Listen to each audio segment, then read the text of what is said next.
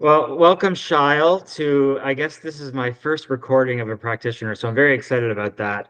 And the Thank purpose of you. having you here today is so you can share a little bit about yourself, what you do, and at the end, maybe just give one or two words of advice or a clinical pearl to share with the community. Yeah, So, Shail, welcome, and thank you. yeah, let me know what you do.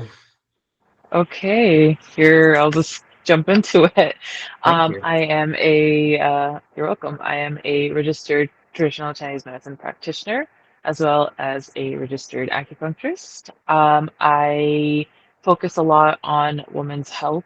I do acupuncture, herbal medicine, cupping, nail massage, you name it, most of the modalities within our scope. My practice essentially, again, as I mentioned, it's more tailored to women's health, and it varies. It could be gynecological issues, but it could also be other issues like pain, sleep, digestion, anxiety, stress, and you name it. Um, in terms of what I like to, the way I do my practice and things that might be a little unique. I have a lot of clients from a wide range of, backgrounds and different communities, especially minority communities. And as a South Asian myself, I do have a deeper understanding of, the cultural norms and the day-to-day, what it might look like for some people, because it can be a little hard because there are some circumstances in which, as a practitioner, I might want to suggest certain things to my client, but if that doesn't work for them, then how are they going to be able to, you know, do those things and help reach their goals? Do you So, do you think yeah. that minority women prefer to see a practitioner of their same ethnicity or from the same cultural background? I think that is very common. I find that very common, especially for some women. They might have religious or cultural restrictions in which they can only see a female practitioner or healthcare provider. And, our job here is to accommodate as many people as possible.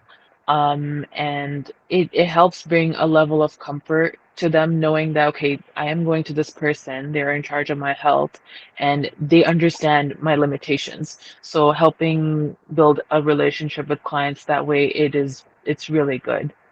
Yeah. Right. And so how long, like where are you practicing right now?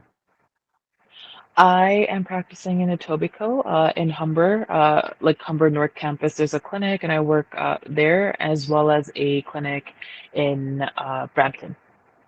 Yes. So you think it would be a good idea for other practitioners, within the GTA, if they come Hmm. across a man or woman, but I think you treat mostly women, it sounds Oh, like, and that you would yeah. be a really good referral source for those types of patients where, I've received phone calls before and they're like, Hmm. do you have a female practitioner available? And at my Hmm. clinic, we don't, right? So you would be Right. someone really good that I could refer to Right. in those Yeah. circumstances, right? Right. Uh, Yeah. and do you also do virtual consultations? I haven't set it up, but again, I'm open to anything at this point because whatever helps, right? And having gone through COVID, I think it's doable. Definitely, because I think maybe a lot of man or woman, but a lot of people Yeah. maybe not be able to travel to Etobicoke. I mean, I'm sure there's a lot of Right? people in that Yeah. area as well. But Yeah. it would be good for, minority women or whoever to be able to set up a phone consultation or a virtual consultation with you as well. Um, Right. and Yeah. and I'll put your contact information at the bottom of this video as well for other practitioners so they could reach out to you and maybe you can send them business cards or Perfect. information Yeah. about your website as well. So it's Yeah. really easy for them to refer people over to you. Yeah. Thank you. That would be perfect. Okay, and what are like some of the common conditions that you are seeing in clinic? Oh, um, Like what do you oh, there's love to so treat? many. If you could just What fill your do schedule with a certain, I wouldn't say disease or ailment, but symptom yeah, or condition that people come in for. yeah. What's your favorite? Stress, anxiety, and irregular periods. Irregular Yeah, periods. those Right. a lot of the times the obviously it's never one size fits all. We always tailor our treatments and plans and everything towards the specific individual who's seeing us. But a lot of the times it's so fixable. It's so easy to help them, and they come in and they present with these symptoms, and I'm like, yes, yes, this is great. I can help you. Well, this is not great for them, but I can help them. I got you. Yeah, yeah. So And those are, I would say, off the top of my head. Yeah, so stress, anxiety, and irregular menstruation period yeah, problems and yeah, things yeah, like yeah, that. Okay. yeah, yeah. And then I want to ask you for some words of wisdom or some type of clinical pearl that other practitioners could benefit from. I think it's very standard practice. I know most practitioners already do this, but I cannot help stress this enough, no pun intended, but stress management. A lot of the times, like we live in a high functioning society, a fast paced society, and so that at some level will affect us, right? Everyone has stress. This is something like I don't think I've ever met a person who doesn't.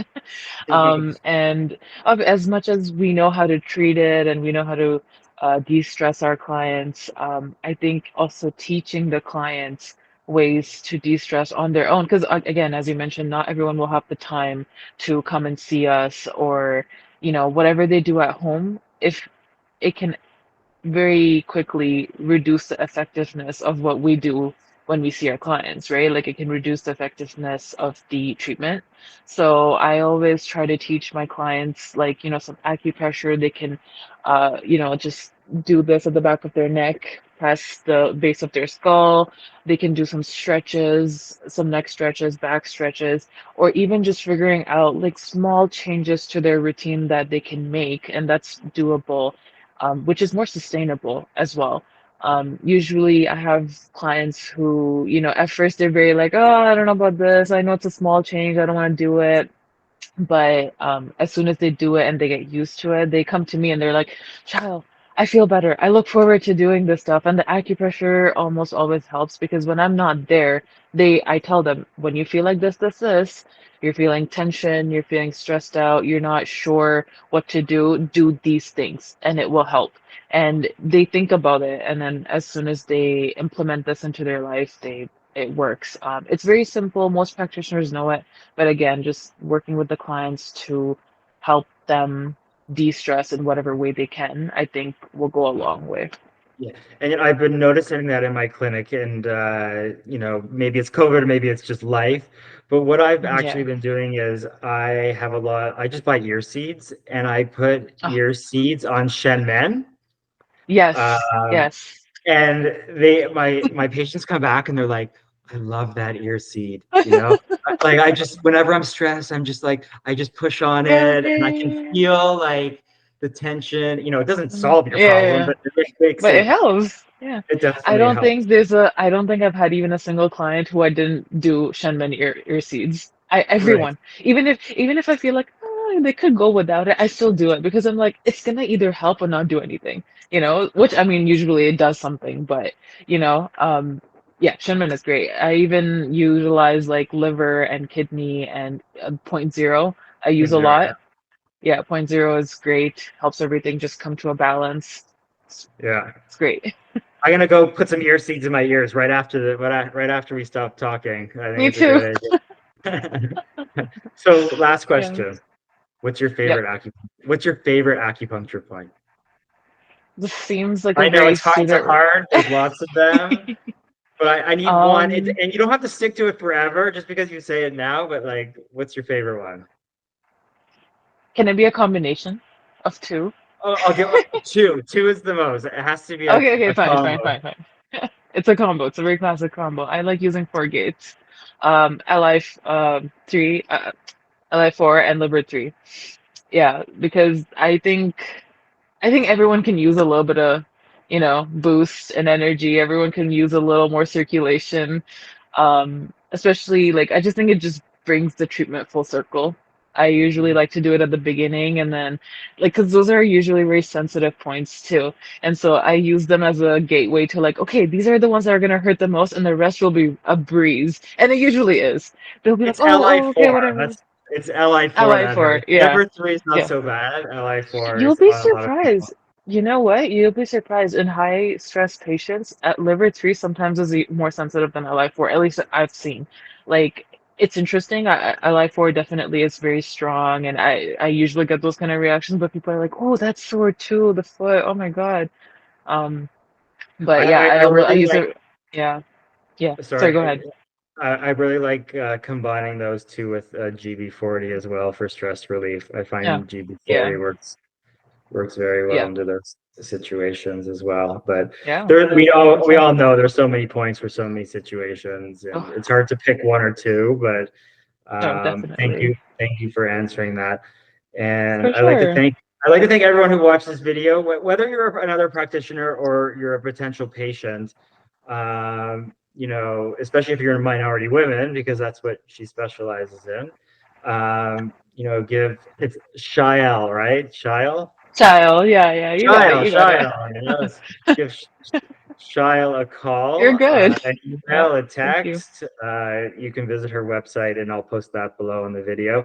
And I'd like to really thank you for doing this because it's not always easy to talk about what you do.